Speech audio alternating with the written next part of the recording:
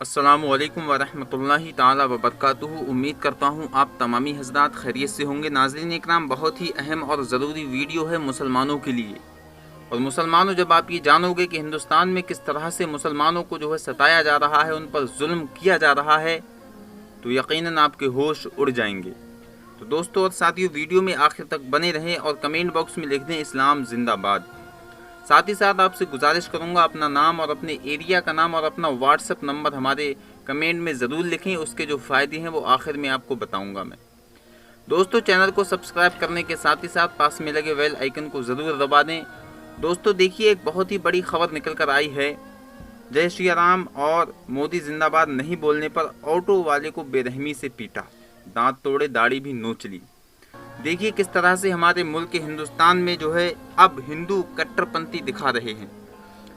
यानी वो ये साफ कहना चाह रहे हैं कि इस हिंदुस्तान में हिंदू जो भी करेगा वो होगा, मुसलमानों को जुल्म सहना पड़ेगा।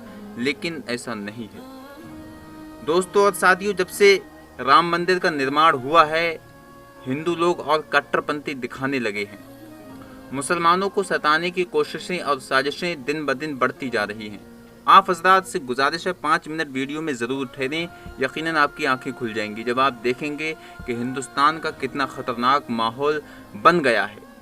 और क्यों बन गया है नाज़रीन इकराम? नेताओं और मंत्रियों की गलतियों से बन गया है। दोस्तों आइए, सबसे पहले मैं जो है न्यूज़पेपर की कटिंग है वो पढ़ के आपको सुना देता हूँ, फिर आगे आपको समझाऊँगा। राजस्थान के सीकर में एक ऑटो वाले की पिटाई का मामला सामने आया है। ऑटो वाले की गलती इतनी थी कि उसने जय श्री राम और मोदी जिंदाबाद बोलने से इनकार कर दिया था। मामले में पीड़ित ड्राइवर की शिकायत पर पुलिस ने 2 लोगों को गिरफ्तार कर लिया है। साथ ही जांच की रिपोर्ट शुरू कर दी है, ठीक है। और आरोपियों पर पहले भी लूट और मारपीट के कई मामले दर्ज हैं, ठीक। और आगे मैं आप हजरात को बता दूं कि दाढ़ी भी नोच ली।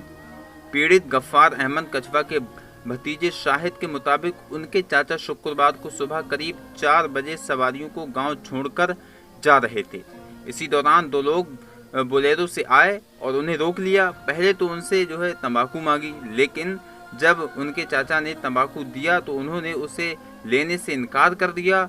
इसके बाद उन्होंने चाचा से मोदी जिंदाबाद और जय श्री राम बोलने को कहा, जिसे गफ्फार अहमद ने बोलने से इनकार कर दिया। इतने में वो भड़क गए और उनकी पिटाई शुरू कर दी। इस दौरान उनकी दाढ़ी भी नोची, साथ ही लात और डंडे से मारा भी। नाज़रीन किराम, देखिए आप हज़रात कमेंट बॉक्स में लिखें कि इस सरकार के बारे में आप क्या कहना चाहेंगे, जिस सरकार में मुसलमानों पर खुला जुल्म होता हो, मुसलमानों को खुले में सताया जाता हो, मुसलमानों की दाढ़ी नोची जाती हो, मुसलमानों को जो है टोपी मुसलमानों की उतारी जाती हो।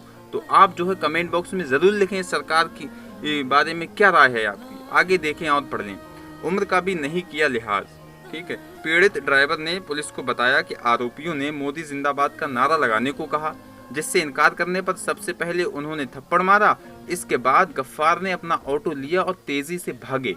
इस पर आरोपियों ने उनका पीछा शुरू कर दिया। बाद में जगमालपुरा के उन्होंने ओवरटेक कर ऑटो रोक लिया, ठीक है। फिर गाली देते हुए उन्हें बेरहमी से पीटा। उसके बाद दोबारा मोदी जिंदाबाद और जय श्री राम का नारा लगाने को कहा, ठीक है। उन्होंने उनकी उम्र का भी लिहाज नहीं किया और उन्हें पीटते रहे। पैसे और घड़ी भी छीनी। देखें किस कदर जो है हमारे मुल्क में अब जो है आतंकवाद फैल रहा है। ये आतंकवाद नहीं है तो क्या है? अगर मुसलमान जो है कोई ऐसा काम कर दे तो उसे आप आतंकवाद कह देते हैं। और अगर कोई विकास दुबे जैसा 8-8 पुलिस वालों को जो है गोली से भूंज के रख दे तो उसे जो है गैंगस्टर ही कहेंगे, उसे आतंकवाद आप लोग नहीं कहेंगे। ये कहाँ का इंसाफ है, कहाँ का ये कानून है? पैसे और घड़ी भी छीनी।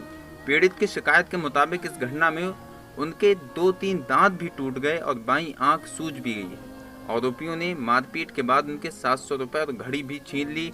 पिटाई के बाद आरोपियों ने गफ्फार से कहा कि वो उनके सबको पाकिस्तान भेजकर ही दम लेंगे। अल्लाह। देखें आप, घटना के बाद गफ्फार थाने पहुंचे और FIR दर्ज करवाई, जिस पर तुरंत कार्रवाई करते हुए पुलिस ने 2 शंभू दयाल जाट 35 उम्र है इनकी और राजेंद्र जाट 30 उम्र है, ठीक है, इनके रूप में हुई है। दोनों पर पहले भी कई मामले दर्ज हैं। साथ ही घटना में प्रयोग की गई गाड़ी को भी जब्त कर लिया गया है। बहुत ही बढ़िया। चलिए, अल्लाह का शुक्र है वो लोग जब्त हो गए और अब इनके खिलाफ जो है सख्त से सख्त कार्रवाई होना चाहिए। दोस्तों अब आप हजरात जो है ये बताएं कि इस वक्त का जो माहौल है हिंदुस्तान का, वो कितना बिगड़ चुका है और इसका जो है जिम्मेदार कौन है, ये आप हजरात जानते हैं। जब हिंदुओं को बढ़ावा यहाँ की सरकार खुद देगी तो क्यों ना हिंदू उड़ेंगे, ज़रूर उड़ेंगे। जब हिंदुओं पर यहाँ पर कोई भी रिपोर्ट नहीं होगी, किसी तरह की कोई कार्रवाई नहीं होगी, उनके केस जहाँ के तहाँ दफन रह जाएंगे, तो यकीनन हिंदू ज़रूर उड़ते हुए नज़र आएंगे, ये बात तो तय है। और नाज़रीन किराम देखिए, जैसा कि आपको मालूम है कि 5 अगस्त को राम मंदिर का भूमि पूजन हुआ, वहाँ पर निर्माण हुआ है उसका।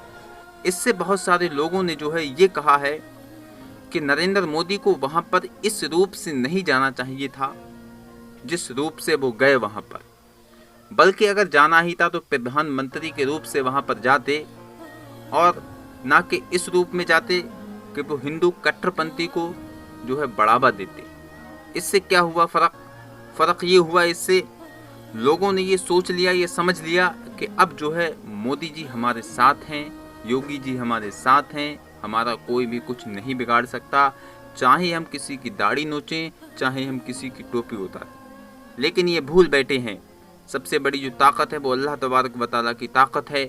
यकीनन मुसलमान सब्र करता है और जो है यकीनन जुल्म करने वालों की हार हुआ करती है और एक दिन होगी इंशाअल्लाह ताला। नाज़रीन इकराम, इन लोगों ने मुसलमानों पर शुरू से ही जुल्म किया है। जब से मोदी सरकार आई है मुसलमानों पर दिन ब दिन जुल्म होते हुए नज़र आ रही है। सबसे पहले NRC लगाया, CAB लगाया, उसके बाद क्या हुआ, अल्लाह तबारक व तआला की कुदरत का करिश्मा कि कोरोना का कहर आया और वो लोग जो कह रहे थे घरों से बाहर निकलो, अब वही कह रहे हैं भाइयों बहनों घरों में रहें, सुरक्षित रहें, सेफ रहें, बाहर ना निकलें। तो अल्लाह की लाठी में आवाज़ नहीं होती है। नाज़रीन इकराम, और एक बात अपने मुसलमान भाइयों से ये कहना चाहूँगा कि आप हज़रात अगर बाहर जाएं तो बहुत एहतियात के साथ घर से बाहर निकलें, क्योंकि आजकल का जो माहौल है, जो मामला है, बहुत ही गंभीर नज़र आ रहा है। यकीनन ये जो मामला है, ये जो माहौल है आजकल का, लोग काफ़ी इसका फ़ायदा उठा रहे हैं, ख़ासकर हिंदू लोग। वो सोच रहे हैं अब हम पर कोई कार्रवाई नहीं होगी, कोई हमसे कुछ कहने वाला नहीं है, तो हम जितना चाहें इस सरकार में फ़ायदा उठा सकते हैं। लेकिन ये इनकी गलत फहमी है। जुल्म करने वाला कभी ना कभी ज़रूर पकड़ा जाता है और अल्लाह की पकड़ बहुत सख्त है। यकीनन ये भूले बैठे हैं कि सबसे बड़ी जो ताकत है वो अल्लाह तबारक व तआला की ताकत है। ये कब तक जुल्म करेंगे, करते रहें।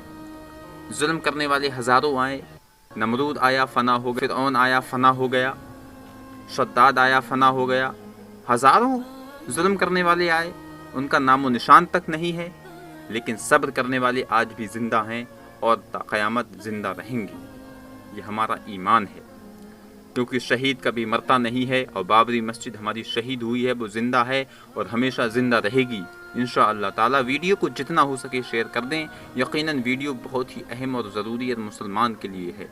आप अपना नंबर और नाम इसलिए उसमें लिख दें कमेंट में, ताकि हम आपको अपने प्रीमियम ग्रुप में ज्वाइन कर लें और आपके एरिया की खबर आप हम तक पहुँचाएँ और हम उसको अपने चैनल के ज़रिए से शाये करें, रिलीज़ करें। इससे ये फ़ायदा होगा कि आपके एरिया की जो न्यूज़ है वो भी पूरी दुनिया में फैल जाएगी। अस्सलामु अलैकुम व रहमतुल्लाहि ताला व बरकातुहू।